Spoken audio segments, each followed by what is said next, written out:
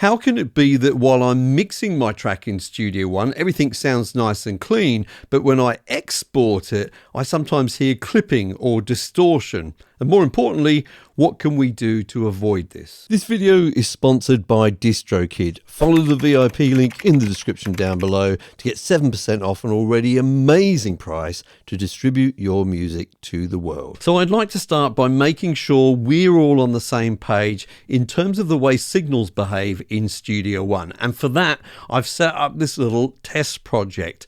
What it is one track which is playing a test tone, a sine wave. You can't hear it and you don't need to hear it because we're mostly interested in its metering. And if we look at the metering for this track, you can see it's producing a signal which is at -6 decibels. Now that track is being routed or routed through to this bus right next door. And I haven't changed the level at any point when I've sent it through. And so it's no surprise that it's also showing a level of -6 decibels. Now, what if I go ahead and duplicate that track and have both of them going through to that bus? Well, let's do that now. I'll duplicate that track. So now we've got two signals, both at -6 decibels, but when they combine together, we can see on the bus that the level of both of them together is 0 dB. So the sum of the two combine to make a louder signal. Now, if I go ahead and duplicate one of these tracks again so that we've got three test signals going through to the bus, you can see that even with three test signals at -6 dB, this bus is already clipping. So what I mean by that is it's going over 0 dB, it's showing there in red, and in fact the new level is around about 3.5 decibels. So we can see that even when we've got three fairly modest signals, they can combine quite quickly to create clipping. Is that just happening because it's a sine wave and they're all in phase, etc.? Well, no, it actually happens pretty much in all of my projects if I'm not careful. Let's look at a real world project. So in this example, I'm going to play this chorus section again.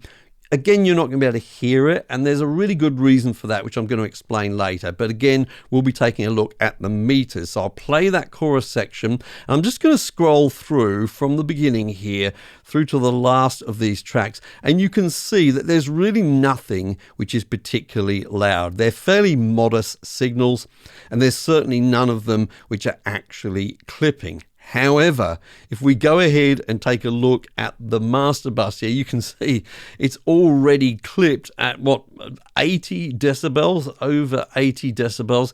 So that sounds really, really loud, yeah? Well, it's probably only happening momentarily here and there with some big sort of crashes in the music, but it is happening nonetheless. The funny thing is, if you had been in the studio here with me listening to this in Studio One, you probably wouldn't have actually heard that clipping. Why? Now, I try to avoid getting too nerdy and technical on this channel, but once in a while we have to go there. So I'll try to keep you focused on the parts which are important to you. So Studio One uses something called a 64-bit floating point audio engine. I know you already don't need to know what that actually means. However, it is useful to know what the result of that is. And the result is that Studio One can cope with a very big dynamic range. What does that mean? Well, dynamic range is simply the difference between the quietest part of a signal and the loudest part of the signal. And with Studio One, because of its engine, it can cope with very, very loud signals without distorting them in any way. Now, the problem occurs is that when you export to a file format like WAV or MP3, which cannot cope with the same dynamic range, it needs to kind of cut the signal off when it gets too loud. And that does create clipping or distortion. And you may very well be able to hear that, and it may sound quite unpleasant. So what do I do to deal with this. So what I like to do is go over to my master bus in Studio One, and in the post section, I will add the stock Studio One limiter. Now, why the post section and not the insert section? Well, if I had it in the insert section, in theory, I could still have clipping if I push the fader up loud enough. Whereas in the post section, it's not affected by the fader. It's after the fader. So kind of no matter what we do, once we get these settings right, we won't get any clipping. Now, in terms of the actual settings, well, I'm going to go to the limiter up here, and I'm going to choose one of the presets. It's the first one here, -1 dB limiting. And that sets up three really important controls for me. The first one is the ceiling control, which is set to -1 dB. Basically what we're saying here is don't let the signal go above -1 dB, and if we do, limit it. But it's going to do it quite gracefully, so it's not normally going to be audible like kind of clipping is with those exported files. Now, why -1 rather than 0? Well, basically this creates a bit of headroom, a bit of leeway, because we can still get clipping during the digital to audio conversion. So this creates a little bit of a safety net for us. Now, the gain and the threshold here are both set to 0 dB. And what that means is we're not going to be using this plugin to make our project louder at all. I know you may be used to seeing limiters used in mastering to make things louder, but we don't want to do that. We simply want to limit the ceiling to -1 dB. And you'll find with these settings that normally you're not really changing the character of your track at all, unless you're dealing with some like really loud material. Now, it serves two purposes for me here. In fact, first of all, it's kind of a safety measure. It does protect my ears and my studio monitors from any sudden loud signals, which do occasionally occur from plugins, etc. And every time that's happened and it's bothered me, I had wished that I'd inserted this limiter by that point. So yeah, it's worth putting in for that reason. And also it's useful now in there because when I export for my test mixes, it's going to mean that that clipping isn't going to be there. Now, did you notice I emphasized test mixes?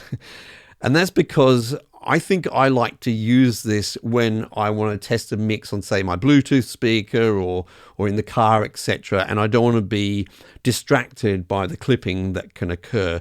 But I don't personally like to leave it on there for the mastering stage. I know some people do, but it's just not my personal preference. So what do I do when I'm ready to master? So with the limiter removed, we're back to our old problem. The signal at times is going to go above 0 dB, and we don't really want that when we're preparing our track for mastering. So there's a couple of things that I do to counter this at this stage. First of all, if it's just momentary peaks which are causing that signal to go that high, then I may address those individual tracks with some compression or limiting, so long as I'm not changing the character of my mix. So let's, for example, take a look at this chorus again, and we'll have a look and see where it's peaking.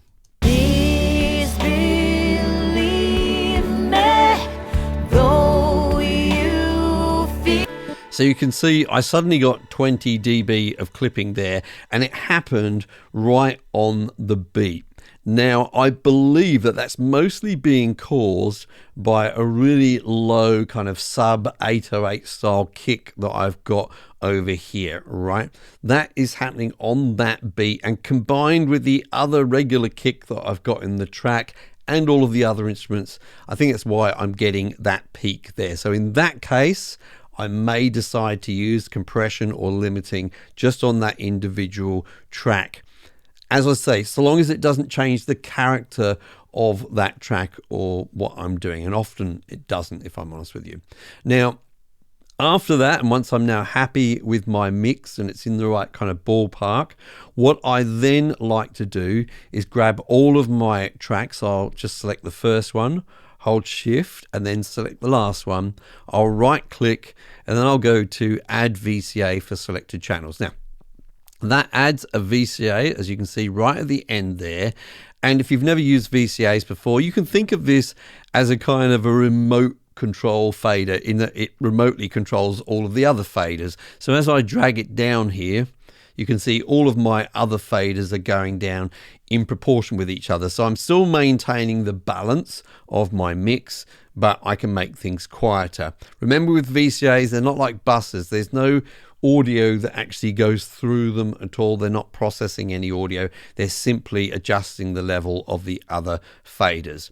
Now, although I was getting clipping of 20 decibels there or so, that doesn't mean I have to turn this down by 20 decibels, because remember, that's being caused by the sum of all of the other signals combining together to create that peak. So I'm going to guess here that if I just reduce everything down by, I don't know, let's go for about 2.7, that should be fine. And we'll give that same section a play again, and I think you'll find we won't get any peaks there or any clipping.